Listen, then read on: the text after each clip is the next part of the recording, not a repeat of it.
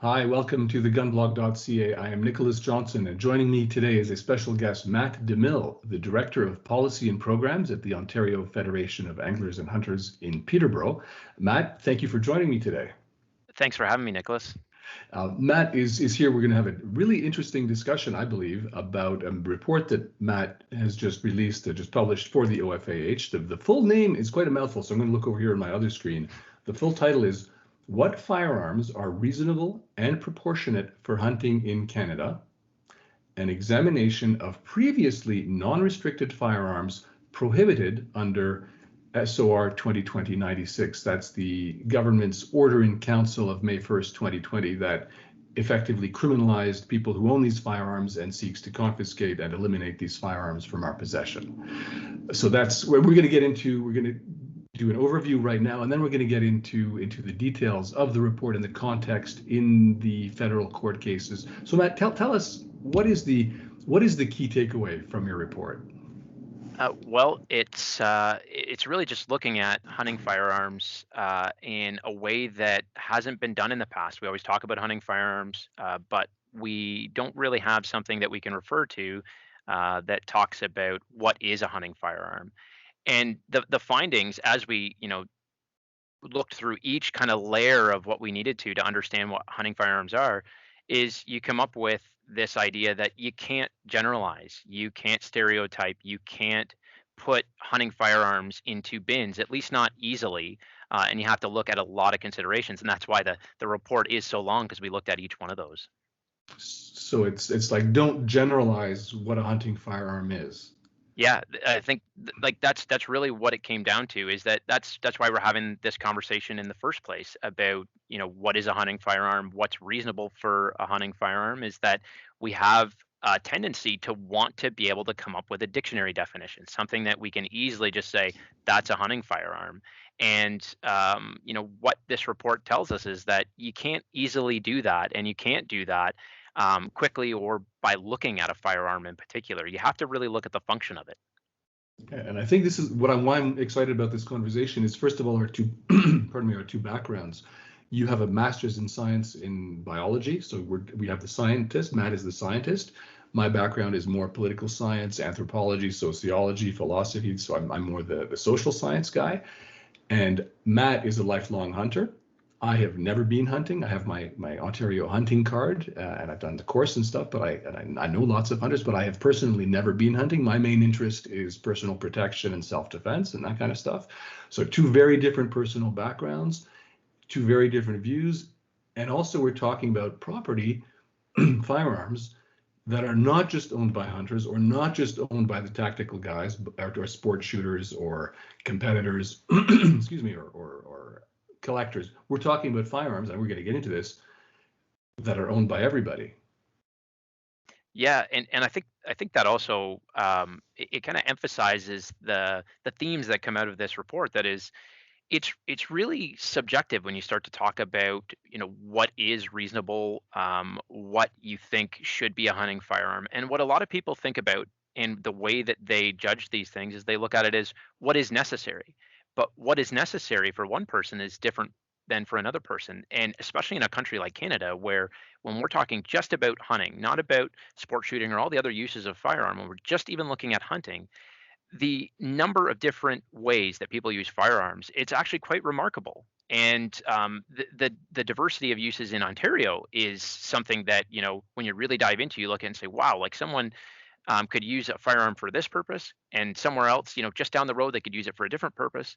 But then when you get into, how people hunt, where they hunt, what they hunt, that really changes the way that people view firearms. It changes the way they view hunting firearms and what is, in their view, necessary. And then we get into the broader kind of conversation around, well, not just what is necessary, what is reasonable. And so that's really what this looks at, is it looks at all those different layers and thinking from all those different perspectives. Because me, myself, as a hunter, with my own kind of personal biases and in what I know of hunting, what I've known of hunting, even as a lifelong hunter, is very different than the experience of someone else who may be just starting out, someone who hunts in a different province, someone who hunts a different species than me. And so that's going to be even different again for someone who doesn't hunt with a firearm may have different perspectives. Maybe they're a bow hunter.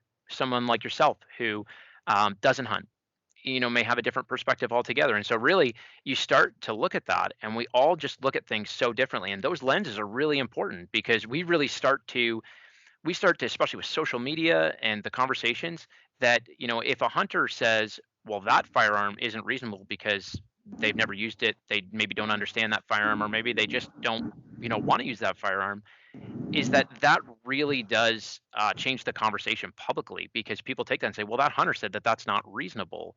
And it's that you said earlier, don't generalize. That's where that theme came from, is that if we do generalize as a community, even a hunting community, broader firearms community, and then the public, it's just going to get worse and worse from a stereotype perspective, because we're not looking at it objectively. We're not looking at it through the lens of someone else or the lens of all of those people, which really starts to broaden that spectrum beyond what my own kind of feelings might be on whether or not that firearm is necessary or reasonable for hunting. And that's, I can hardly wait to get into the details, deep into the weeds here, because my mind is firing up here from reading the report, from hearing you now. And I just want to share an anecdote. It's almost I think one of those classic anecdotes. Older hunting buddy of mine, in his late 70s, his favorite hunting firearm is a Blaser break open. I'm having a brain fart. It's the R1 or the K1. It's a single shot break action rifle. And that's his preferred firearm for hunting. And he's appalled by the Order in Council, which is, to put it simply, targets semi-autos, mostly with detachable magazines, not only, but mostly. That's sort of pitched as the anti-AROIC, let's call it that.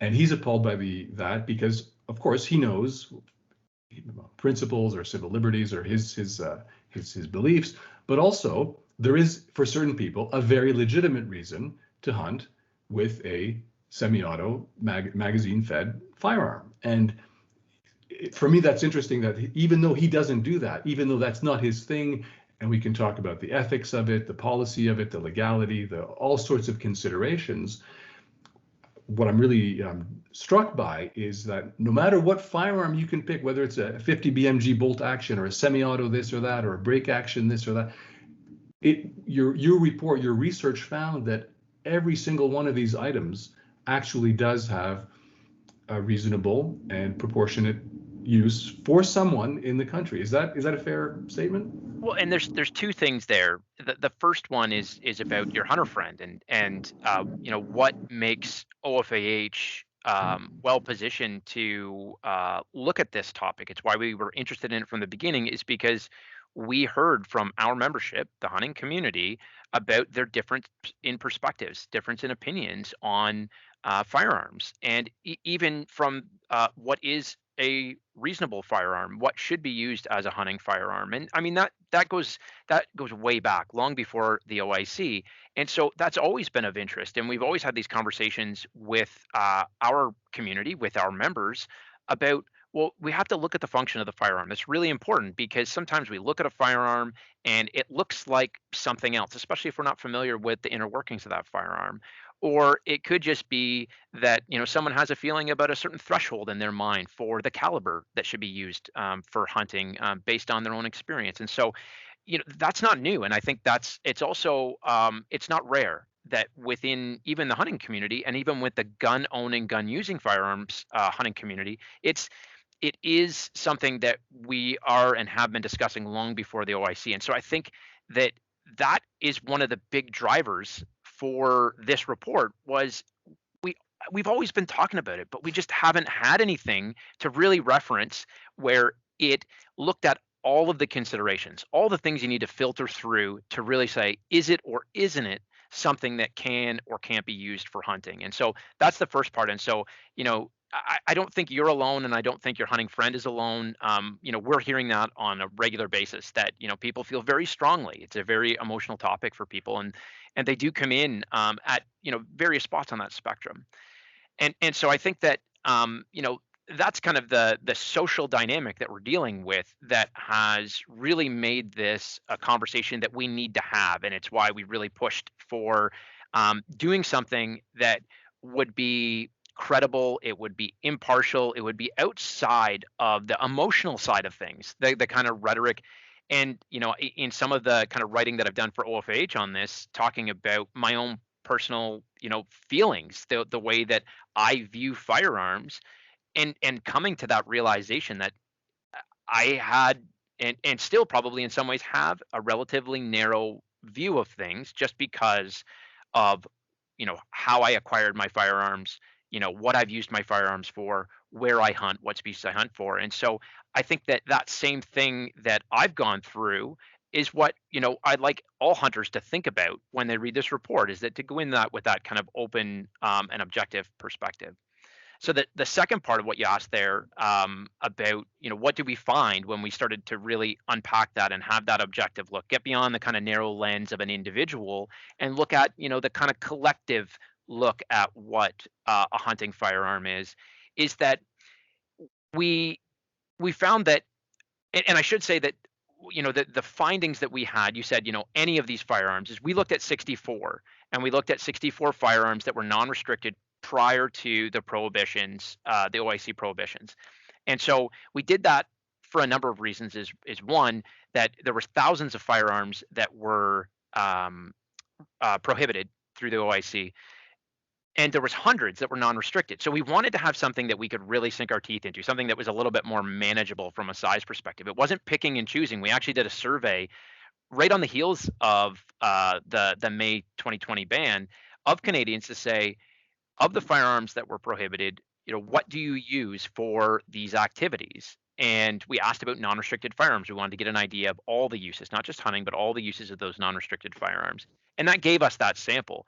And within that sample, what we found is that not only were Canadians saying in that survey, yes, I'm using them, or I was using them prior to May 1st for these activities, is that what we found when we looked at the characteristics of those firearms, and there's a lot of different kind of things that we looked at, the criteria, that we found that there was nothing that stood out as far as what would be unreasonable or disproportionate for hunting in Canada when you looked at it across the entire spectrum of how people would have used those firearms for hunting in Canada. And so it doesn't mean that all of the firearms that we looked at are used and would be used, but we looked at some of the components. We didn't look at it as a whole. We looked at the characteristics of that firearm. So, and not just the firearm itself, but the cartridge, and other things that really determined whether or not it would be reasonable. And so in the end, we found that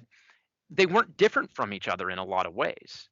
In some cases, there were things that might be on what we would call more of the extremes of hunting use or potential hunting use. You use 50 BMG as a prime example, where I'm sure if you asked 100 hunters, you might come up that none of those 100 hunters in that sample actually use a 50 BMG for hunting.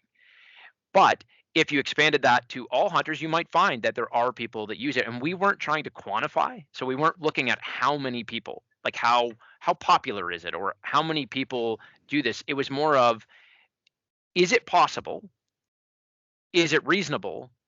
And is it proportionate to the other characteristics that we see in hunting firearms that weren't prohibited?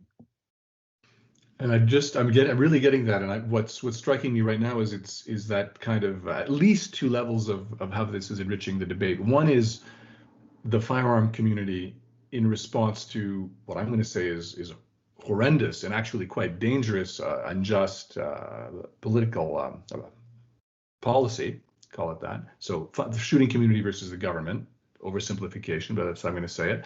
And also within the shooting community, what you've really been emphasizing here, what I'm hearing is within the shooting community, it's really allowing us to enrich the debate. I just want to get also some names, some people who aren't familiar. Some of the firearms that I've got a list here of the types. So you have AR-10, AR-15 types. So there's some non-restricted AR-15. I'm going to call them clones. People are going to get angry in this. It's whatever. It's an AR-180. It's not an AR-15, but it looks like an AR-15. It takes the same mags. Example: Black Creek Labs BCL-102, Beretta CX-4 Storm, CSA, the VZ-58s, the CZ-858s, Adaria Arms Mark 12s. Heckler and Koch, MR223, MR308, even things like a Smith & Wesson M&P 22. So you've got 22s affected here. The Robinson Armaments, Ruger Mini 14s, M1 Springfield Armories, M1As. Those are the Swiss Arms. Again, there's some stuff around Bill C-71 where it gets a little bit complicated, but these are some like the Mini 14 is hugely popular, right? Is that one of the kind of emblematic hunting guns that's been affected by this? Yeah, I think that, when we what we wanted to do, and throughout this conversation, not just, looking at it from this perspective of what is a hunting firearm, is when we get into the specific firearms, I think there's a feeling like there's a picking and choosing. And I'm not talking about the government. I'm talking about even, OFAH and kind of analysis and looking at these things of, what is a hunting firearm, and, what kind of firearms do you want to protect, or which ones are you defending? We hear all those things, and we actually removed that kind of filter of like, what is it? What's the firearm? What's the history from, social use, and how popular is it? Because it's not only irrelevant to the conversation that we were trying to have, which is kind of look under the hood, get really kind of technical about the features and the function of the firearm and how it works, and doing comparative analysis between them. But it was also because there are some that have a long history, and you mentioned some of them, the Ruger Mini 14, and there's others that are emerging, or were emerging, only in recent years, and the popularity of those firearms, they haven't had enough time to really be comparable as far as what is more of a hunting firearm. And I really, to be honest, I didn't look at those individual firearms, because I felt like that was part of the bias of the conversation, and also because the older firearms that are in these groupings also look a different way than more some of the newer firearms. And so, really depending on those categories that was in the OIC, you really do see differences in the way they look, the way that people think about them, maybe the origins and age of the firearms. And so Can you I give an think example of that? of the age of the firearms, you mean? Yeah, the ones that look different. Because I'm thinking Yeah. wooden stock and Yeah. And so, like, I think I always use the example. So for deer hunting, I use Winchester Model 100. That's a semi-automatic, and it's chambered in 308. And so that's been my deer hunting gun for as long as I've been deer hunting. And when I talk to people about the description of that firearm, 22-inch barrel, wood stock. It has the kind of traditional look. It's a semi-automatic, chambered in 308. That could be any number of hunting firearm. You're probably right now you're thinking hunting firearm when I'm talking about that. And then I look at something like, I think you mentioned a minute ago, the M1A series, so Springfield Armory M1A series, and that is an M14 type, as it was put in the OIC, and so it was kind of binned and typed there.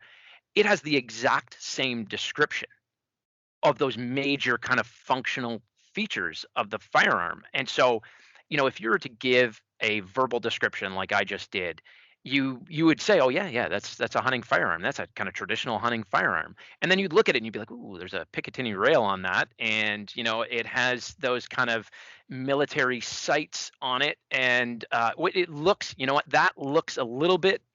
No, it's not quite a hunting firearm, right? And so that's the example I always use, is that, let's not look at the picture. We often think a picture's worth 1,000 words. And in a lot of cases, that is true.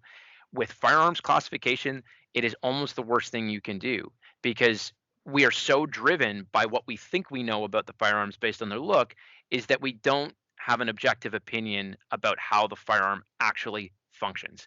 And so I think that is something that we need to keep in mind. And I think that's the kind of idea of, the difference between the look of that firearm and the characterization of that firearm.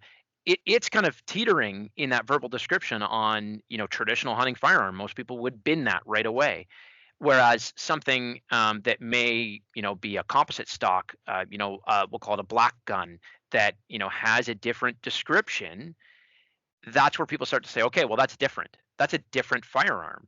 And it's not, unless you really list out all of the features and the functions of that firearm. And that's really why you have to go through that whole process of kind of unpacking it, stripping it down, and saying, here's what it actually does. Here's what this firearm does, and here's how it's comparative to what we use as what we think of traditional hunting firearms.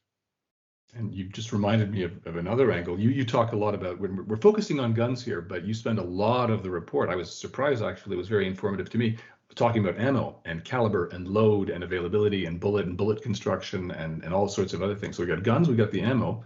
That's the hardware. The reason we're having this discussion in the first place, the reason I'm interested in it personally, is because of the people. And when you talk about same type of gun, one is now you go to jail for, you get a SWAT raid, and other type of gun, no, you can go hunting with that one. The kind of mind-boggling illogic about that. I also want us to remember in the conversation, and I want the shooting community to remember that we're talking about people here. Guns don't go to jail, people do. I'm quoting Solomon Friedman is the inspiration for that. Guns don't go to jail, people do. And really what's happening here is the owners. So if you own, you say, oh, I'm an owner of I've got a bunch of Woodstock semi-auto mag-fed 308s. You say, oh, yeah, one of them's a Winchester, was it the 100? And I've got an M1A, and oh my God, one of them is perfectly okay to go hunting with. The other one, if I don't tender my guns to the confiscation, I risk very, very serious penalties. So behind these guns, behind this ammo, are individual owners, are people, good people, who own these items. And that's the first thing I want to mention. This is really a story about people and a policy that targets people. And that's why I think it's quite dangerous. It's politically dangerous. It's morally distasteful. It's procedurally abusive. Like you cannot say, you won't say it because that's not your role here, but I can say it, that we cannot use strong enough language to describe how bad this order in council is, yeah, I'll just call it bad. Bad is safe for kids. I think that's part of the challenge in this conversation, is that we want to get past that, is that there's such an emotional response because, as you said, there's people that own these firearms, and therefore there's people who are no longer able to use them, particularly for non-restricted, being out and about in, the backcountry of Canada, using them for hunting, or, in a rural lifestyle, livestock predation. It could be trapping, dispatch. There's all sorts of uses that people had for non-restricted firearms. And so those activities are important to people. And I think that part of the response that the people have towards the policy is related to those activities, because the activities mean so much. Sometimes it's a lifestyle thing. Sometimes it's, especially in the agricultural community, it's a part of kind of daily life, livelihood. And for others, this, even as, not someone who is actively hunting, how passionate people are about hunting, and how, I think, nostalgic and emotional people get about the firearms associated with hunting, in particular those that they've had for a long period of time. And so I'm not caught up personally in these OIC prohibitions. I don't have any firearms that have been prohibited. And what happened through this conversation, but even before, so as I became more actively involved in the policy side of firearms, is I really started to reflect on me, and kind of like, well, how does that compare to what I do, what I have, what I know? And that's where I come up with the comparisons to the Winchester Model 100, and the M1A series. And I think that, you really start to reflect on those things that are important to you. And so people do get very emotional about it. And so the one challenge for OFAH, and then, me being somewhat removed from OFAH in this process of authoring this report, is that there's a lot of tension, and there's a lot of pent up frustration. There's a lot of expectations of an organization that is involved in firearms policy to have that emotional kind of response to what is happening. And I think that what we as an organization have always done, but in particular have done in the last 15 or 16 months, is tried to say, okay, there is a need. There was an identified need, as I said before, but even more so now, for us to have a good conversation about what firearms are. And as a hunting organization, as a fishing and hunting organization, this is in our wheelhouse to talk about that relationship between hunting and firearms. And so that desire was there from OFAH to say, okay, we want to be involved in a policy conversation related to firearms as it relates to hunting. That is smack there in the wheelhouse. And so you got to figure out how to get involved in that conversation in the way that you think can be the most meaningful. And I think that that's why we're here, is that we wanted to be a part of a conversation around helping people to understand. And in this case, the report being filed with the courts is to help the court understand what these firearms are, because you yourself has said, reading the report, you learned a lot. I've heard that from a lot of people, from many different walks of life, is that we as a hunting community, as a firearms community at large, we need to understand that people don't understand firearms. That is clear. And if you didn't think that before, you definitely think that now.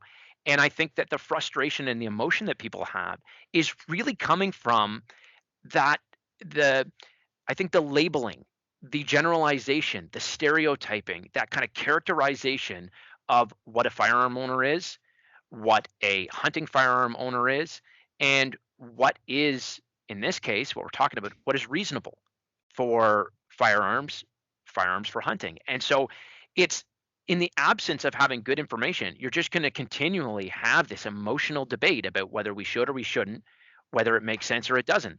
And you may know you're right. The other side of the conversation knows they're right.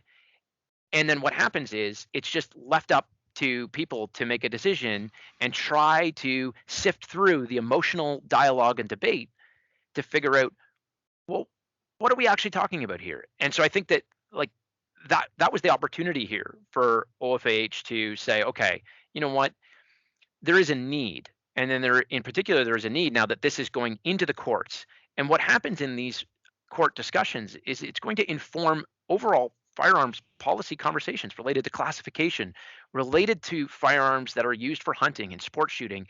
And there's a need for good information to be inputted into that, because if you don't put good information in, you're not going to get good outcomes. And there's no guarantee that when you submit a report like I have, or like other people do to the courts, that you're going to get good outcomes. But if you don't try, and if you don't put that in there and step back and do that in an independent way, outside of the emotion of the conversation, outside of the way that the people feel, you're really going to, I think, shortchange the process in putting in good information to get those good outcomes that everyone wants, those evidence-based, based on solid information and solid reasoning to say, yes, this makes sense, or no, this doesn't. So let's dive deeper into the context. You kind of set the stage here. Bullet points.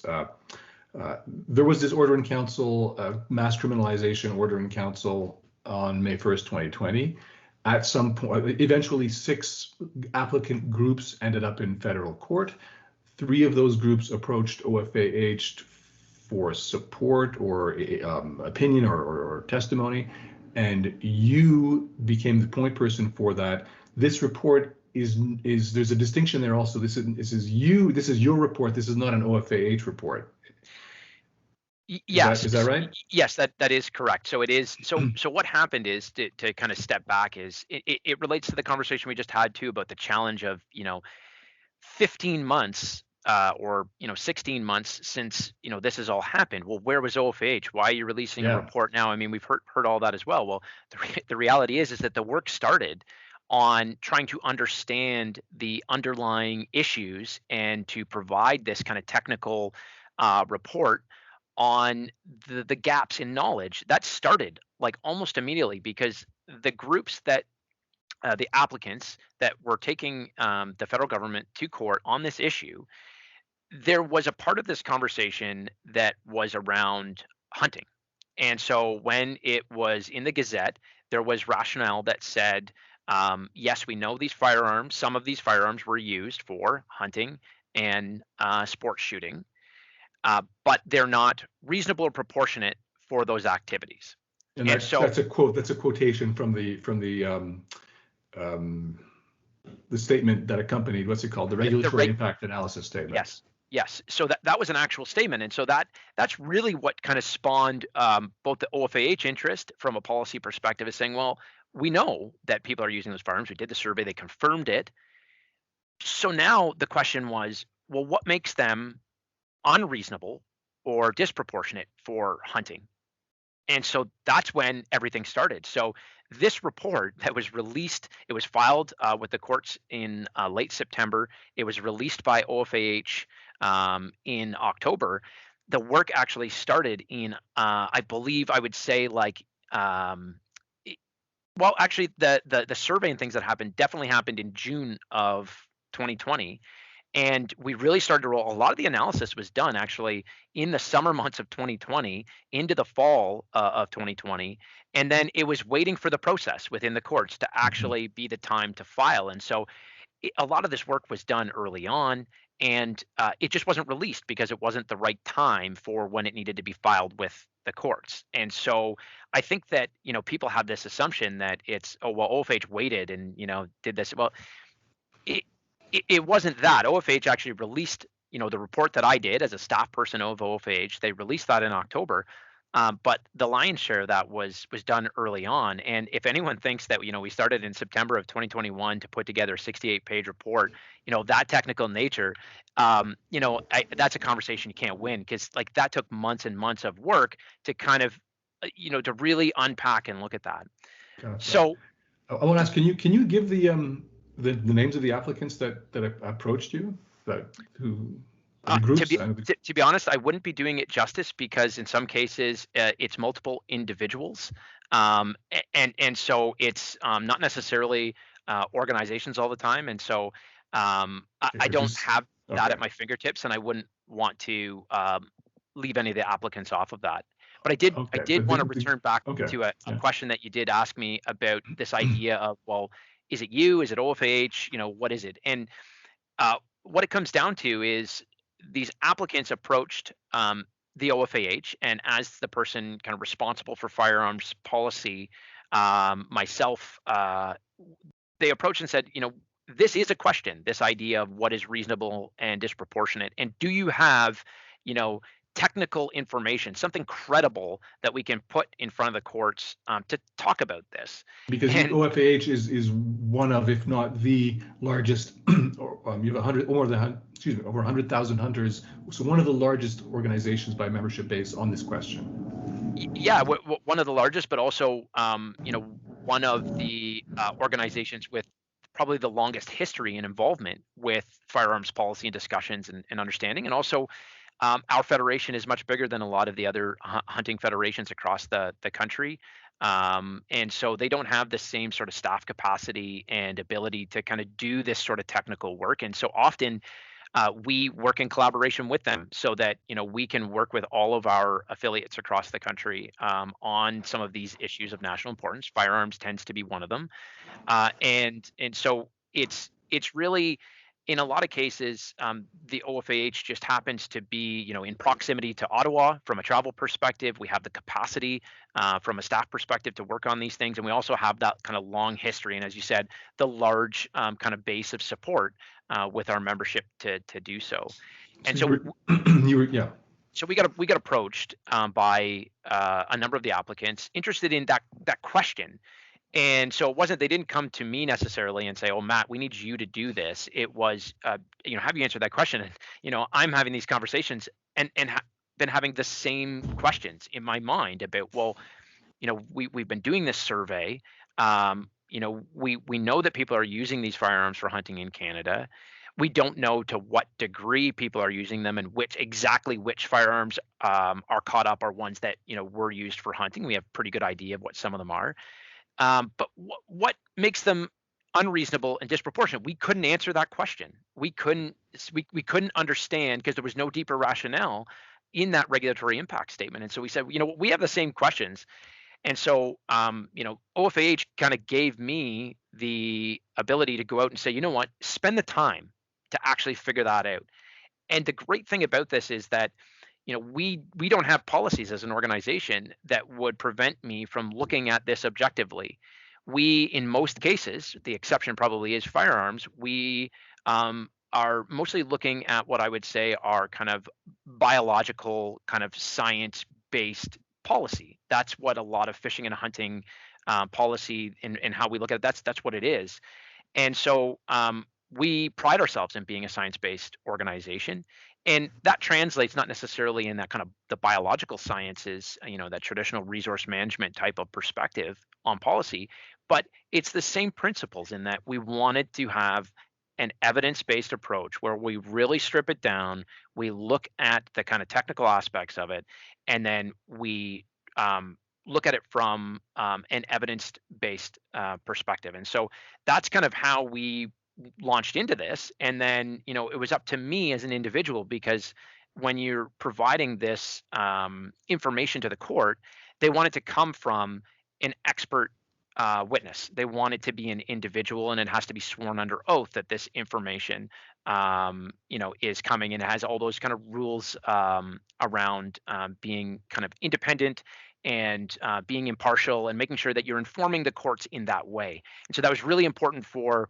the kind of OFAH to take a step back and then allow me to kind of just really take that ball and run with it. And I had, in my kind of, because of my science background, as well as my kind of approach to policies and that kind of technical research, comparative analysis, is I had not only the knowledge of firearms, hunting with firearms, but to look at that in that really systematic way to kind of unpack these questions. I also want to ask why you guys decided to provide the report instead of joining one of the lawsuits or doing your own lawsuit. Lawsuit is the wrong term. Court challenge as an applicant. Why not? Why isn't OFAH's name up there among the applicants? Yeah, and that's a question that we get a lot. I think that it's natural when people are seeing all this happening around them. There's multiple challenges with a lot of different applicants. They wonder, why not OFH? OFH is a big organization. They have this interest in firearms. And so there's a couple of reasons. There's probably more than a couple. But the biggest ones were what we just talked about. And so because we were involved at such an early stage and people asking us these questions, we knew that if we wanted to have a meaningful role in talking about what a firearm is from a hunting perspective, and I personally felt that that was a very important question in this overall discussion that was happening about the OIC and the court challenges, is that, it was right there. It was stated in the regulatory impact analysis. And so I felt like that question needed to be answered. And so we needed to, in order to provide a credible information to the courts to kind of inform the discussion in those questions, we had to be outside of the challenge itself and kind of taking the government to court. Because as soon as you are a part of that challenge, you're a party to it, then all of a sudden you can't provide independent input into the process. And that was really tough for us to explain to people, because one, we hadn't released anything. No one really knew what we were doing as far as our input into the broader kind of court challenge. And so we were constantly challenged by members to say, well, why aren't you doing more? Why aren't you a part of this? Why aren't you giving money? Why aren't you putting your name on this? Why aren't you putting the OFAH name, behind these court challenges? And it is a tough thing to navigate, that you want to be a part of the discussion, but you have to, in order to do it in the way that you think will have the most impact on it, you have to remain outside of it. And I have trouble explaining it. You can probably tell it's a very challenging thing for people to understand, because it's part of the legal system and the way that it works, and that we felt like, this is no different than when we would approach, the science-based, fish and wildlife management policy. This is no different than even how we would approach firearms policy. But you just take that advocacy out of the conversation around what is a hunting firearm, and just strip it down to the fundamental components and characteristics of it, and talk about it that way, instead of having that kind of more advocacy lead in the conversation. Got that. And I'm going to also, I'm not OFAH, but I can relate in the sense that a lot of people think, oh, TheGunBlog.ca, that's a website, and it's with blog posts. And yes, it's that, but it's also, there's a lot that you don't see, and there's a lot going on behind the scenes, and there's a lot that is going on that is not published on the website. And I can imagine at the scale of an organization, you're not it's not one person, and not everything you do is a press release or on the website. Yeah, It's a lot deeper. the way I explain it is, if I think a lot of people have come out since we released this report and said, like, this is fantastic. Like, this was needed. I think there was an understanding that this information was needed in this conversation. And what I always say to people is, if we didn't do this, right now, and in this conversation, as it's going through this court conversation, as well as, parallel to that, the court of public opinion, then who was going to do it? Because this has been a long-standing question, and it hasn't been answered, and it hasn't been answered in a way that's useful to the courts, useful to our broader conversations with the public. And so I think that that's the way that I try and describe it to people, to say is, you have to figure out what makes sense for, in this case, an organization to get involved. And it's not always, the way that people expect, and it's not always the way that I think they think about what should happen.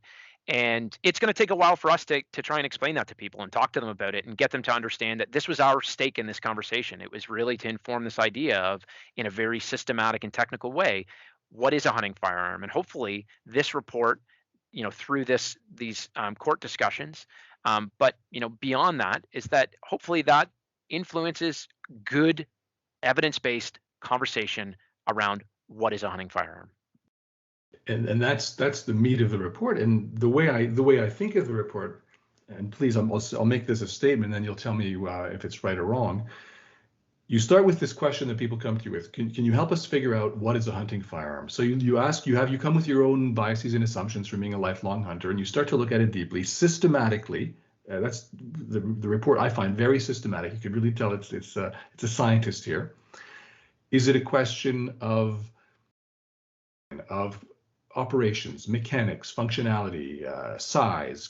Then is it look at the ammo, the caliber, the load, the propellant, the bullet construction, the all sorts of things, the legality. You look at, is it any of these things that can define individually or together? Is it any of these properties, and there's more, that can define what is a hunting firearm, to help us answer the question? And after looking at these questions and different criteria, and if we go to slice it this way and slice it that way, the answer is not quite, well, we don't know. It's more nuanced than that. It's that question almost doesn't make sense in 2021. Even the military origin, like, it's a hunting. That's what you like, the thing you said earlier. You can't generalize. Like, a hunting firearm can be pretty much anything. Any kind of firearm can be and is potentially or actually used by hunters in Canada. So what is a hunting firearm? Well, any firearm is potentially a hunting firearm. Is that fair? Yeah, I think for the most part, I think you've captured it. And I think that, that kind of systematic nature of the report itself and the way that the analysis was done is because you start by answering a question, and it goes back to the survey where, you're looking at it and you're saying, I think I understand these firearms were prohibited in, these categories. And when people said, here's what I do with that firearm, or did with that firearm when it was non-restricted, you start to say, okay, based on caliber, I can kind of lump here and I can kind of lump there. And, these are, firearms for big game, and these are firearms for small game. And, you start to lump, right? And so it's natural for people to say, oh, well, I can just keep lumping until I figure out what a hunting firearm is, or what a hunting firearm is for certain species. And it's really not that simple, because when you do systematically unpack it, and you listed, all of those considerations, and then, as you said, there's more, is that what happens is you answer one question, and then you ask yourself three more questions, and then you answer those three questions, and you ask yourself three more questions, and then you just keep going until you have no more questions to answer. And that's how we got to 68 pages, is that it never felt complete, because you could answer a series of questions and still not say with certainty whether it could or couldn't be considered to be reasonable or proportionate for hunting. And so you kept just going through, and then it would change, where you would say, I always talk about, a different species. So you're talking about white-tailed deer hunting. Well, someone says, a 30-30 is ideal for hunting white-tailed deer. Well, that's the case, but hunting white-tailed deer with 30-30 in open sights, is not going to help you in some areas of the province where you're hunting in different terrain. You have longer range to the target. And so you really had to start looking and say, well, I can't then say that this caliber is reasonable for hunting that species until I look at where am I hunting that species? What's the range to target of that species? And you start to look through those questions. And so really you continuously apply, kind of different criteria until you say, okay, well, now I got to go back to the start, because yes, 30-30 is reasonable for hunting deer. And then you say the caveat is that I have to know what the range is and other considerations. And so all of a sudden it's not as black and white, it's not as cut and dry of saying this is reasonable and not. And so when it comes down to it, it was much easier for us to say what isn't a hunting firearm when we look at firearms in general. And so it's often based on legality, which is not a good way to look at it, because legality is based on the rules that are created and sometimes not created based on what is reasonable or not reasonable, right? And because you have in Canada, and in most provinces have kind of specific requirements related to whether a firearm is non-restricted, restricted, or prohibited as far as whether it can be used for hunting, is that there are firearms that are restricted and prohibited that have a caliber that is consistent with what we use for hunting, that uses cartridges that are consistent with what we use for hunting, actions, like stocks, physical characteristics, and you can start to go, okay, so legality is only determining reasonableness in what you can actually take a field. But not necessarily if you were to go back to scratch and figure out, is hunting a good determinant of classification or of what is reasonable and not reasonable.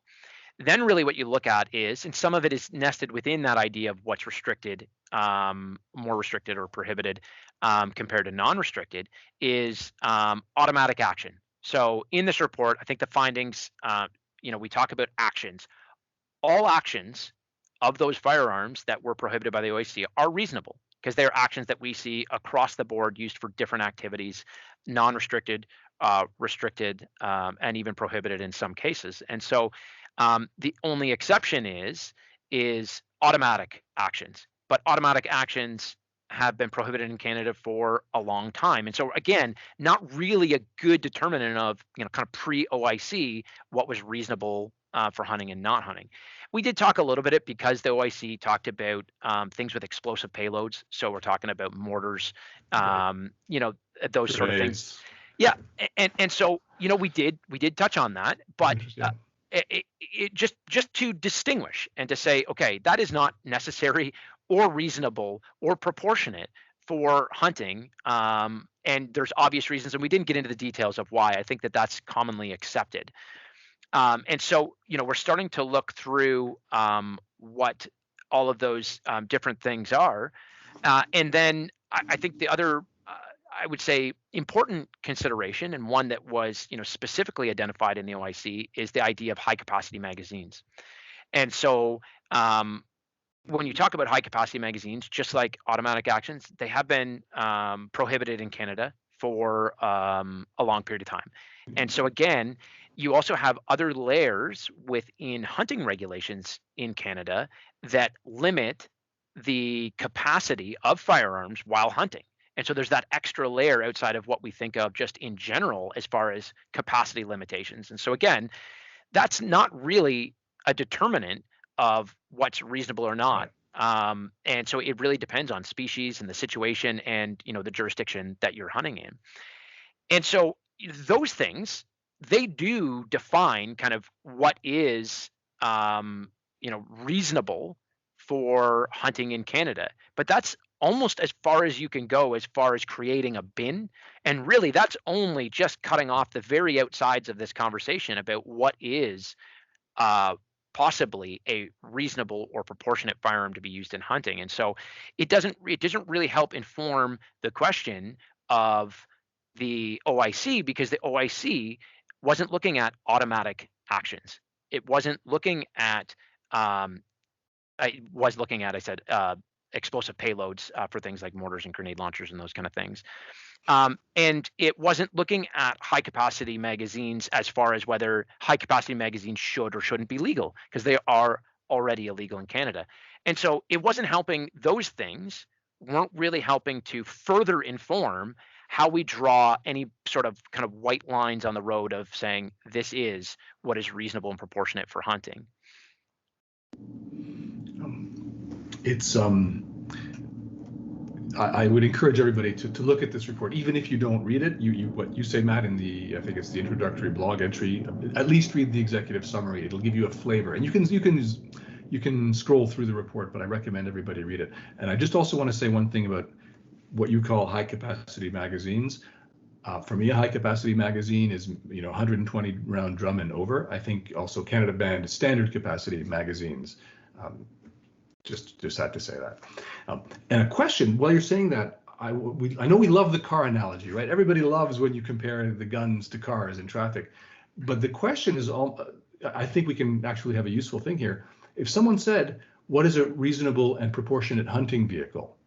Or what is a proportionate and reasonable hunting binocular? Or what is a proportionate and hunting jacket? You'd say, well, I mean, if you're hunting squirrels, you can take a Toyota Corolla. If you're hunting moose, you're probably going to be better with a heavy pickup truck. But all of them are, any car is good to go hunting. You might want an ATV or binoculars. Well, I mean, just about anything, or hunting jacket. Well, just about anything. And so we have the same thing with guns and ammo. Well, just about anything. Is that? I mean, I'm realizing that the question.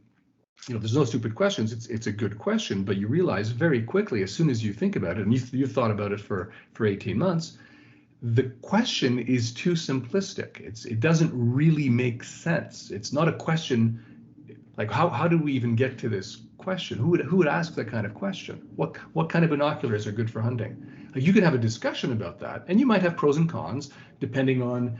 Are you in the field, or are you in thick vegetation, field of view? Like, there's all sorts of interesting questions you can have, but it would be ridiculous to say that's not an appropriate hunting binocular. I think that's a good way of expressing it. It's a good analogy. The way that, as I worked through this report, and I struggled with how to talk about it, to generalize. You say don't generalize, and in the end, I didn't want to generalize because I felt like that was what was contributing to the need for this report in the first place. And so, a report is always supposed to summarize, and you're supposed to have that kind of like, one thing that you take away. Well, it's too complicated of an answer and too simple of a question. And I like the way that you express that. It is a very simplistic question with a very complicated answer. And the way that, I think my take home for this, looking at it all, if someone was to ask me, what is reasonable for hunting? And I don't mean for a particular species or anything like that, just what is reasonable for hunting? I would say you look at all of the different, I think, perspectives of people in how they view hunting. And then you would have to look at it on, whether, geography is the primary factor or the species is the primary factor, whatever the case may be. And then you say, okay, I'm going to go to this end of the spectrum and that end of the spectrum and say, here's how people feel about this.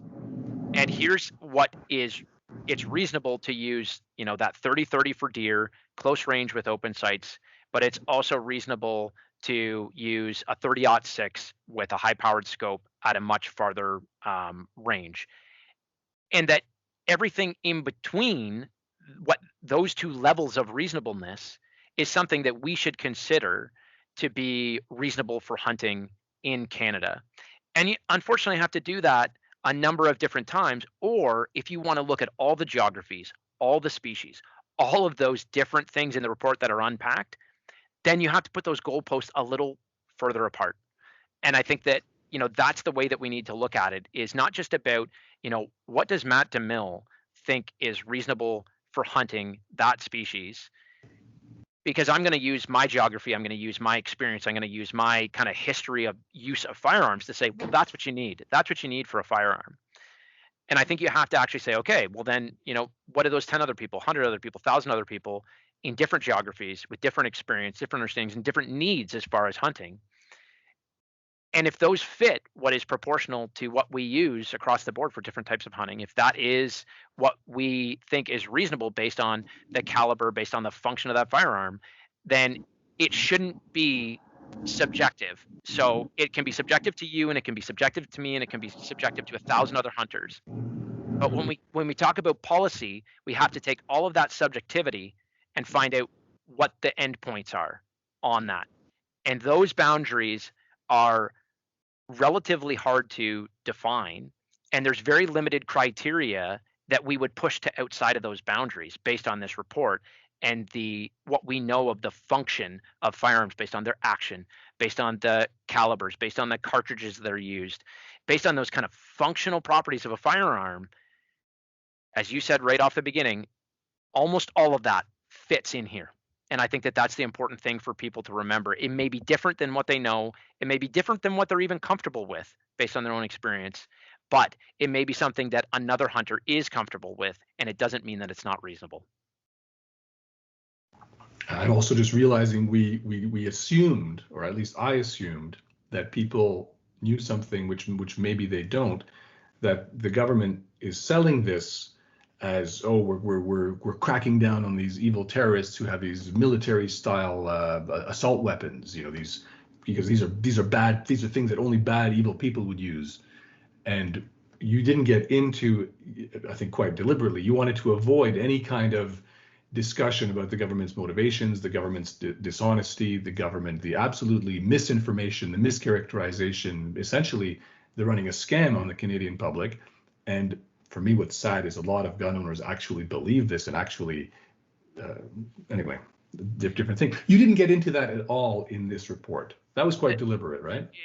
It was deliberate. And for the same reasons that we talked about earlier, is that I think that the government didn't provide rationale for why firearms weren't reasonable or they weren't proportionate for hunting.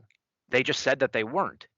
And that's what really spawned this question. And so it's hard to say what the motivations were for making that statement because the rationale is not there. And so therefore, this report was really intended to, and maybe there is rationale, maybe there is more detailed kind of thinking and motivations that the government has that weren't, in the regulatory impact statement. But I think that for us, not knowing that or seeing that or knowing if it even exists, it was to then say, okay, well, there's a gap. There's a gap in, how we're thinking about these prohibitions. And it's a question that we need to answer. And that's why we answered the question. And therefore, I think it's actually irrelevant of the actual motivations because, one, it helps us to stay outside of that kind of emotional conversation around it, to stay impartial on what we're actually seeing based on the kind of technical evidence, and it answers a question that we don't really have anything to respond to refute, to try and undermine, or to change perspectives on. This is more of saying, okay, well, that's been said, that these are not reasonable and not proportionate for those activities, and here's us asking ourselves that very question in an objective way, in a systematic unpacking of all the different considerations that need to be made to answer that question, to try and arrive at something that can be useful, not for a dictionary definition, not something that can be, put on a postcard, but something that can be used in a very kind of detailed way to look and say yes or no, as far as, is this reasonable and proportionate for hunting? And I'm talking about, from the court's perspective, to be able to use that and look at all the different considerations that need to be made. I want to get personal for a sec, hearing that. I want to ask you, for you, as you've been working on this for some number of months, right, over a year, what surprised you the most? So about the report itself and the findings, I mean, a lot has surprised me about the conversations around it, but that's a whole other conversation that we could have probably for hours. But I really at times put myself into this report, into the research, into the analysis, into the kind of thinking about how it all fits together. What's the next question to ask? How does one question relate to another? It's the complexity that surrounds something that seems simple. And I think that's why the simple question was asked. is because it seems like it should be simple. The answer should be, what is a hunting firearm? Well, a hunting firearm is a firearm that's used for hunting.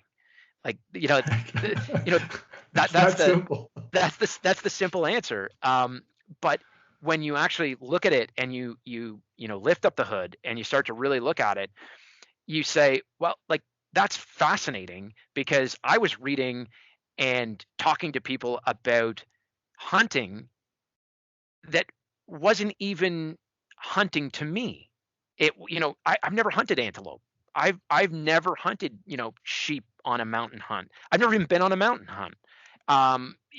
It's totally different depending on how you're thinking about everything. And it, you have to really start to say, okay, I can write about my knowledge and experience hunting, and I'm gonna lay that out. That's how this started.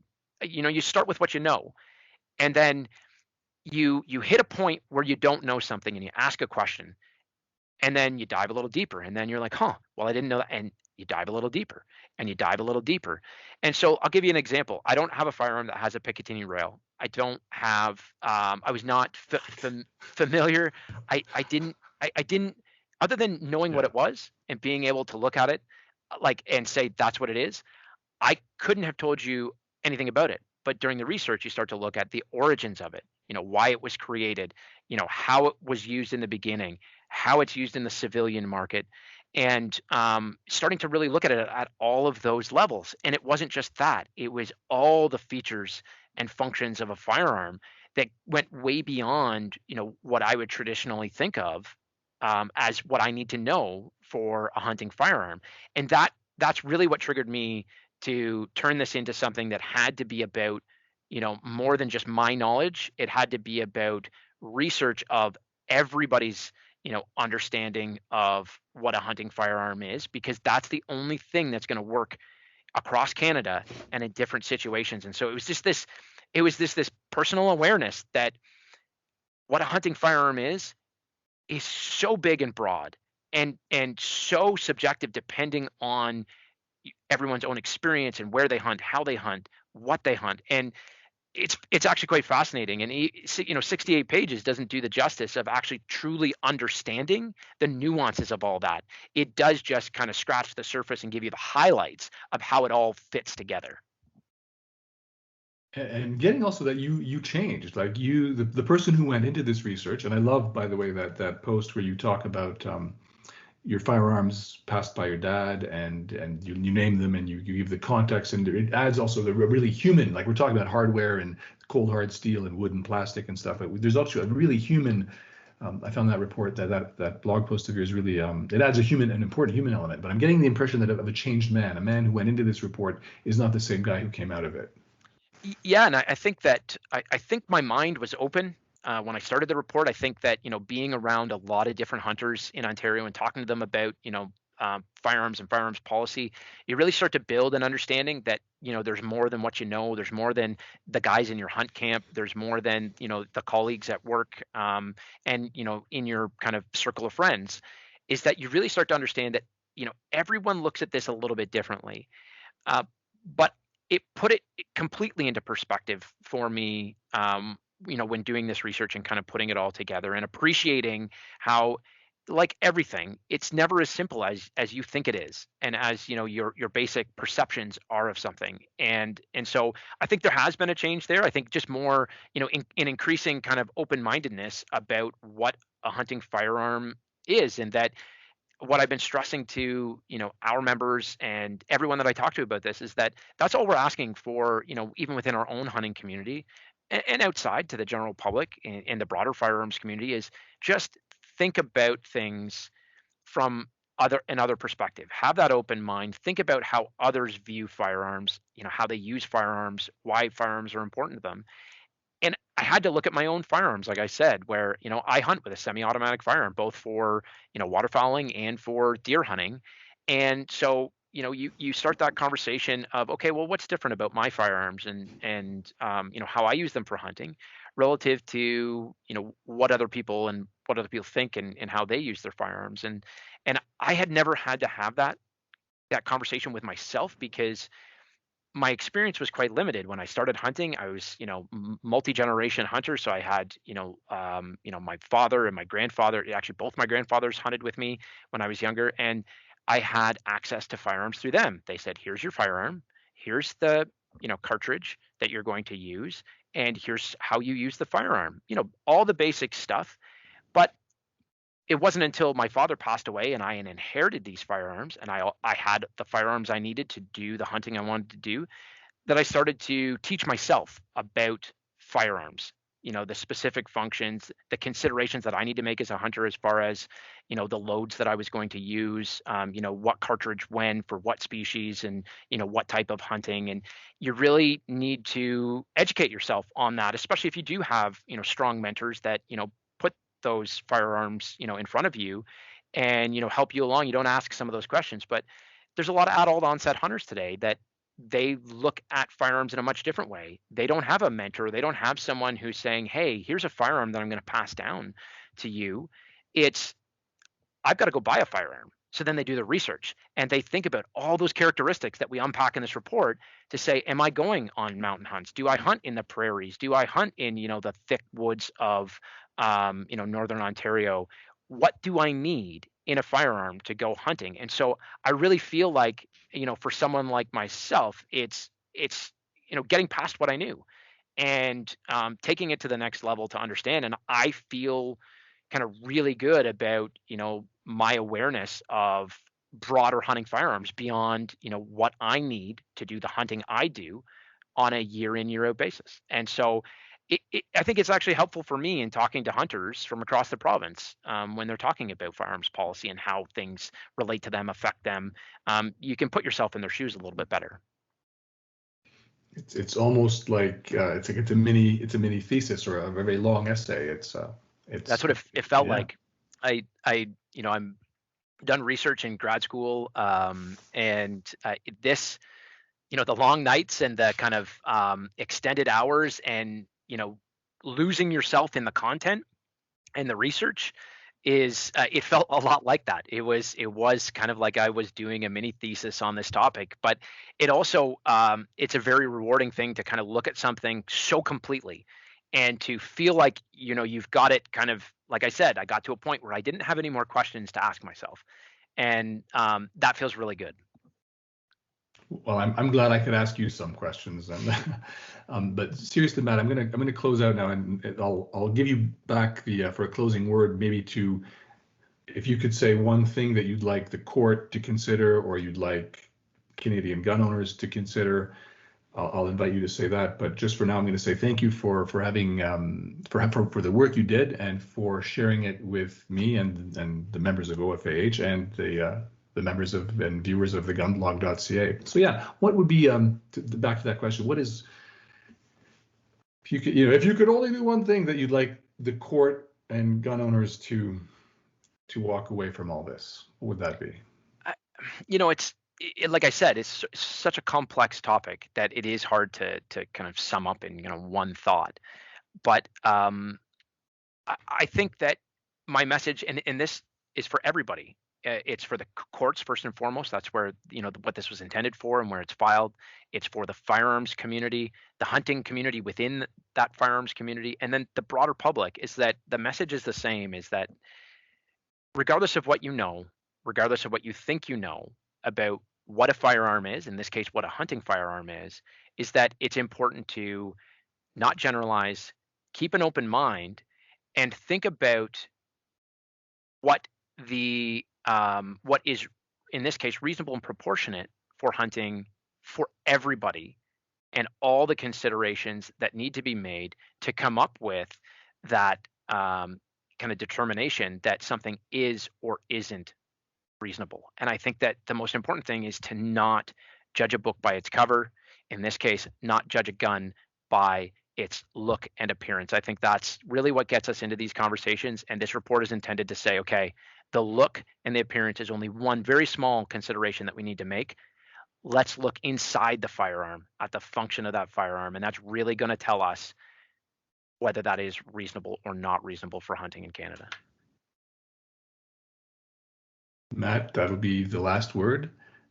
Thank you again for the work and for sharing it and for coming to TheGunBlog.ca.